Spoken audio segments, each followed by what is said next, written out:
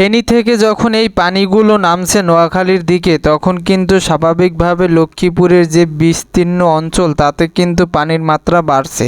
এখানে মূল সড়কটি বাদ দিলে ঠিক ডান পাশে অথবা বাম পাশে যে ঘরগুলো আছে সেগুলো কিন্তু একেবারে ডুবে রয়েছে, যার ফলে কিন্তু এই এলাকার যারা মানুষ আছে তারা খুব ভয়াবহ খারাপভাবে জীবনযাপন করছে। যে যেভাবে পারছে আশেপাশে যেখানে উঁচু জায়গা পাচ্ছে সেখানেই আশ্রয় নিচ্ছে।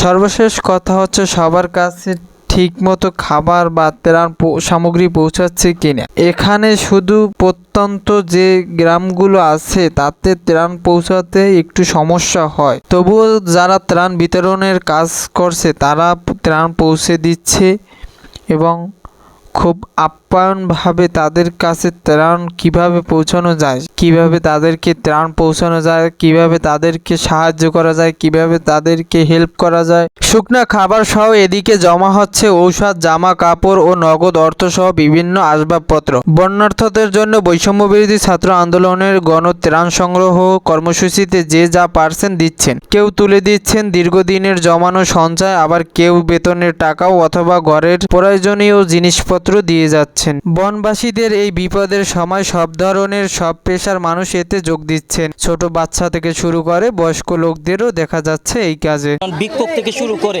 একেবারে কোটিপতি পর্যন্ত সবাই ঝাঁপিয়ে পড়েছে। কাপড় চোপড়, বিস্কিটস, তারপর বিভিন্ন ধরনের সরঞ্জাম যা যা ওদের লাগবে ওগুলা নিয়ে এসেছি। চট্টগ্রাম মেডিকেল কলেজ পয়েন্টে গণত্রাণ সংগ্রহ কার্যক্রম পড়ছে ব্যাপক সাড়া। এখানে দিনরাত কাজ করছে শিক্ষার্থীরা। আমরা এখন পর্যন্ত প্রায় 20,000 পরিবারের কাছে ত্রাণ পৌঁছে দিয়েছে এবং তারা স্বস্তির নিঃশ্বাস ফেলতে পারছে না। আমরা সর্বোচ্চ চেষ্টা করছি তাদেরকে সহযোগিতা করে তাদের এই দুর্ভোগ শেষ করার জন্য। 15 থেকে 20,000 জনের 20,000 টাকার একটা প্যাকেজ রেডি করছি পার পরিবার।